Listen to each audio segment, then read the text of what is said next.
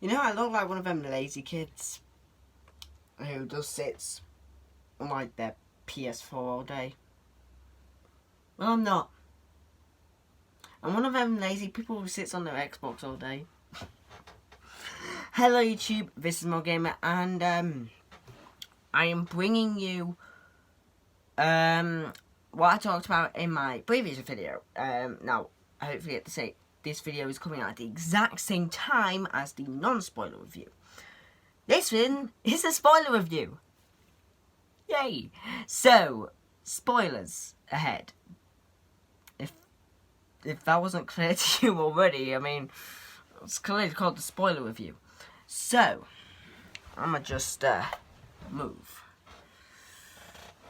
Right. Get comfortable, because we're gonna be here for a long time. So, beginning.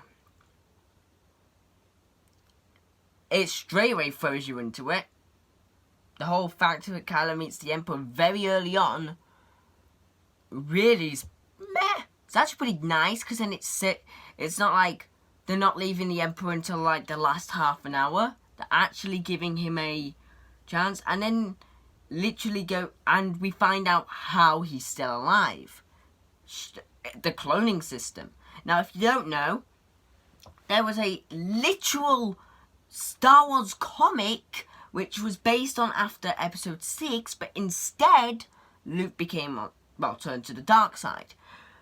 In this comic, one major thing was the Emperor had clones. He had a cloning machine which spewed out younger versions of himself, you know, well before we see him in the films, which then raise up and becomes a human. Now, with this, I don't think he's actually, I think they just put his memories into a unfinished clone, or either a killed clone. I think maybe there was an unfinished try on, but I'm conflicted, because it's either there's a clone or he's literally somehow survived, which makes zero sense, or he copied his memories into a clone, but he couldn't have his conscious, so he took his old body back. And since it would also make more sense later on, as Rey would strike him down as a ritual. If Rey was to strike him down, he'd have to be at least weak enough to be just struck down like that.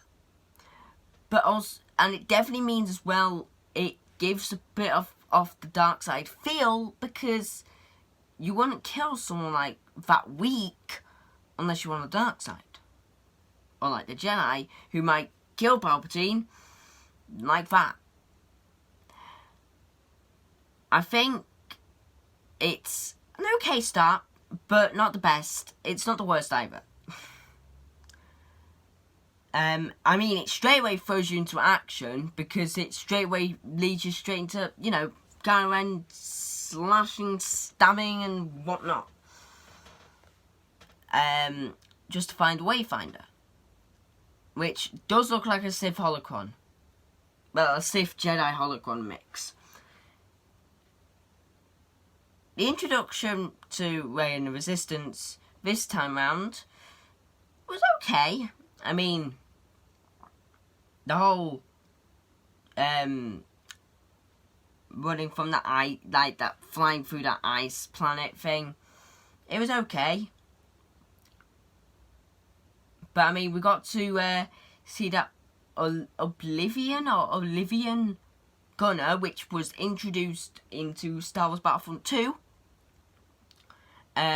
just recently, so you can play them as a support hero, and you don't find out you don't see the other species, and I don't think until like the very end of the film, which is kind of upsetting, which is the Cadex. Well, I've got to say though, only, like, I think Poe's new X-Wing it's okay. He has R2, but it's okay. I know you get to see it pretty early. Rey's training, it's okay, but it doesn't have any meaning to me personally until Rey goes through the Death Star.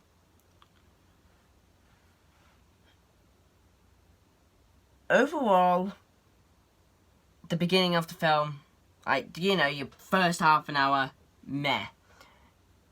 The fact that they go chasing around for one wayfinder across multiple planets, which, by the way, the First Order are always onto them, especially the Knights of Ren, which I'm kind of happy they actually got to have a role in this film, as only being teased a bit in The Force Awakens, and then had no meaning, because that makes Kylo Ren not only the Knights of Ren the leader of the Knights of Ren, but now the Supreme Leader in this, which I think is more active as the Supreme Leader, but okay. I think that it's not a particularly great thing is Supreme Leader Kylo. It's kind of boring. Sometimes I forget he is even Supreme Leader. Yeah, that's how forgetful it is. Just like some of the new characters. So, I talked about this in my other video, in my non-spoiler review. But first of all, that spy character that I have literally forgotten the name of. Well, she's not forgettable.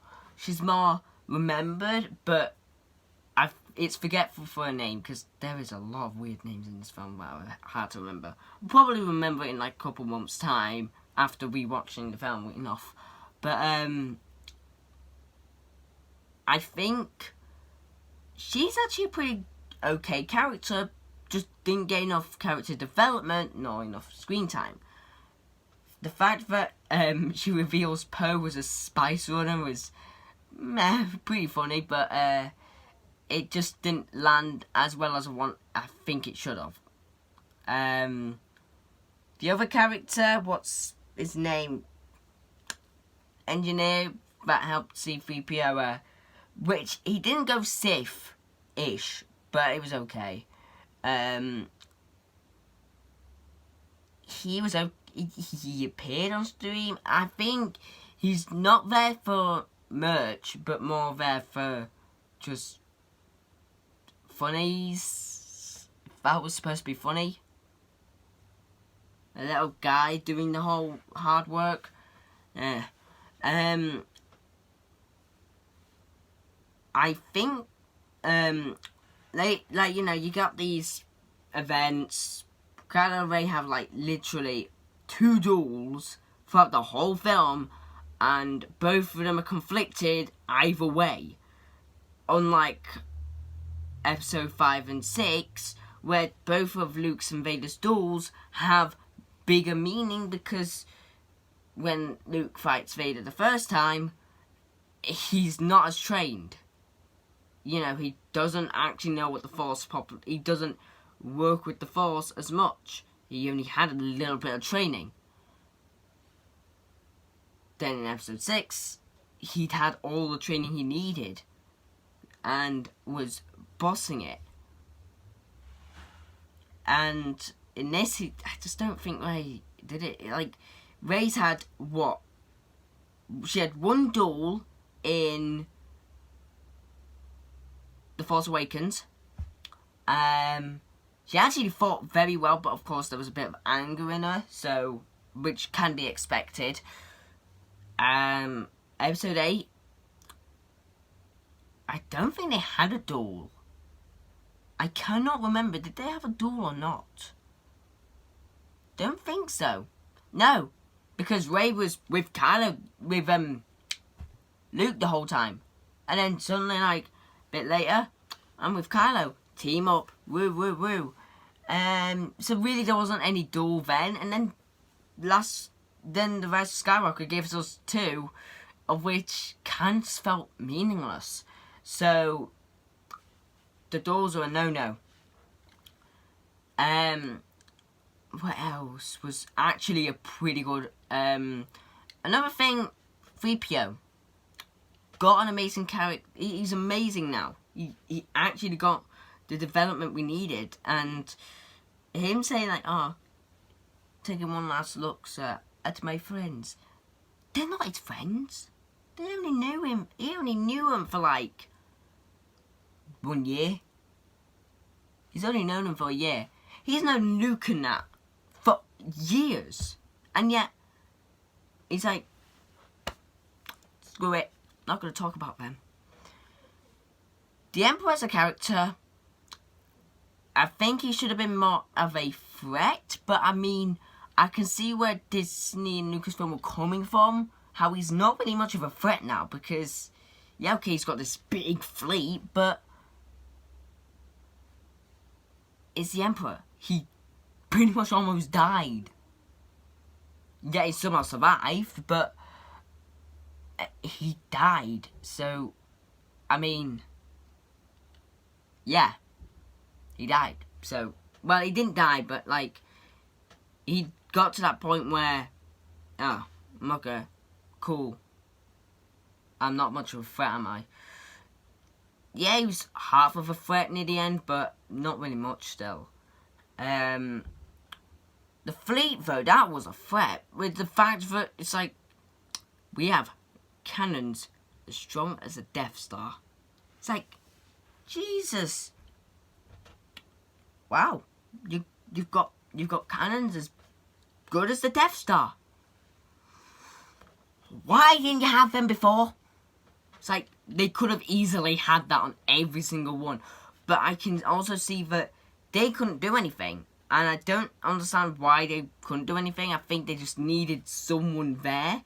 The Sith Troopers weren't really used. That's another thing I was kind of upset about. They're like, they bring out this, oh, we got the Sith Trooper. He's red. And he actually looks cool. It's like, bruh, you didn't do anything with them. You didn't do anything at all with the Sith Troopers. You just made them basically like a Stormtrooper. Cool. Not much of a threat there. The music. That's another thing I want to talk about. The music. I know this video sounds stupid, but like me throwing a fit. It's basically me just going through what's about the film. And the music was okay. Some of it, of course, is reused, like, or normal. And, well, yeah, it's reused. Most of it is, some of it is new, of course, but, and I'm happy John Williams actually got to do the whole entire Skywalker saga. Like, that's amazing. To know that Anthony Daniels and John Williams are the only two people who have been in every Star Wars Skywalker saga film. And I'm I think maybe there should be some comic or some story giving some insight to not just Rey's training, but also how the Emperor maybe is the Emperor still, how he's still alive. Lando wasn't pulled off too well. I mean, he still felt like the same character as he used to be, you know, so that's kind of good, but he still didn't land as a character. Sorry, he didn't Lando. That's the whole reason I didn't make a noise there, like, no, like, no background noise. That was a bad joke. Anyway, overall, I think the film's storyline is a bit, it's not the best, but it's not the worst either. I mean, Last Jedi was terrible. The ending. The fact that Palpatine was just like, well, I'm going to take your life force. That's what I I was like, how could he do? He could have done that the whole time. He probably did that to keep himself alive, actually, to be honest. That could be maybe a reason why. But it reminded me of what had happened pretty early on in the film. Rey doing the same, but giving it off to someone else. Rey being a Palpatine kind of threw me off, though. I was like, so the fan theory about her being a Palpatine was correct. But she's not a daughter, but a granddaughter. I'm just still worried who Palpatine had his dong in. I want to know. I want to know where that dong went. I mean, who would even be smart enough to put the... unless he, like, somehow had some sort of weird, like, surgery to get the sperm out and just, like, stick it into that girl over there. She won't know what's coming. Baby. And I think it might be a baby boy, maybe? It could have been, the father could have been related, but the mother wasn't. I don't know. Probably the mother, actually, because then it would make more sense. But, of course, it definitely laid it off, especially with her using Force Lightning. I think it was on that sandy planet that really reminds you of Jakku. You know, I forgot the names, because guess what? It's like YouTube Rewind. YouTube Rewind 2018, terrible. And Star Wars The Last Jedi, terrible. 2019's YouTube Rewind, lazy.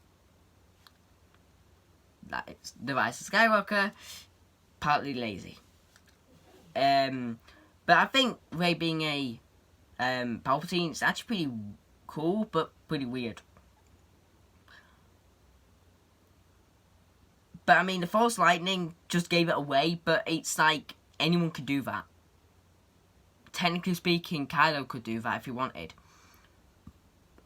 Snoke, I believe, is of course a Palpatine clone, because I think that was answered. Snoke was a Palpatine clone the whole time. I mean, he really did have a lot of similarities. What else? I think that's... I mean, Rey beating Palpatine just like that. Like, just... I've got Leia and Luke's lightsaber. The power of Luke and Leia with me. I think that kind of was cool because... Yeah, okay, it was unsatisfying because it was like, he dies like that. With full, like... He's, like, alive a bit better now. He's stronger. It's like, really, just, no. But I think it was like, there was a lot of voices, which I think they got loads of the cast to just say a one line, but at least having Rey in that line. So, I think there might have been Mace Windu somewhere in there. There was, I don't know if it was Anakin. I knew there was Luke and Leia. Don't think Han was there. I don't know. I'm trying to think of people who... Yoda was definitely in there. I could hear that. But there was a lot of Jedi that you could hear, so people probably will already break that down somewhere on YouTube. So, yeah, I think that's all I wanted to... as I say, the ending was unsatisfying. Her going to the Skywalker home, like the little place on Tatooine, that was nice. That's kind of where episode 7 ended, where 4 started, and now 9 ended. End, start, end. And all of them have a binary sunset, which I mean, Last Jedi already pulled that one off with Luke's death, but I mean, like, that was actually kind of cool. Like, that one was actually pretty nice. Like, the start of Luke, binary sunset. When he's about to go on this big journey, binary sunset. End of his journey, binary sunset.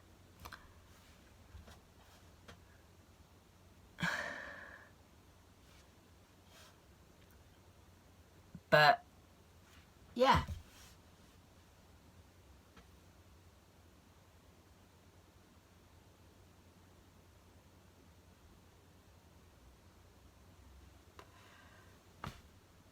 long have I waited. And I think, as I say, the film isn't bad. I said this yesterday. The film isn't bad. Just see it. It's not bad. It's partly lazy. It's not the best, but it's not the worst either. Don't go looking for the bad things of the film. If you rewatch it, look for the good things. Or just look for a film. But I'm gonna head off and make my final video before Christmas Eve, so, and I've got a lot of work to do, so, bye guys, and I'll see you in the next video. Goodbye. What? You haven't joined the MaulGamer Discord? You know it's fun, right? I'm not supposed to give you my opinion, but give it a try. And then you can tell me if it's good or not. Not convinced yet? Okay, I'll cut you a deal. The link is in the description for free, and that's a great price.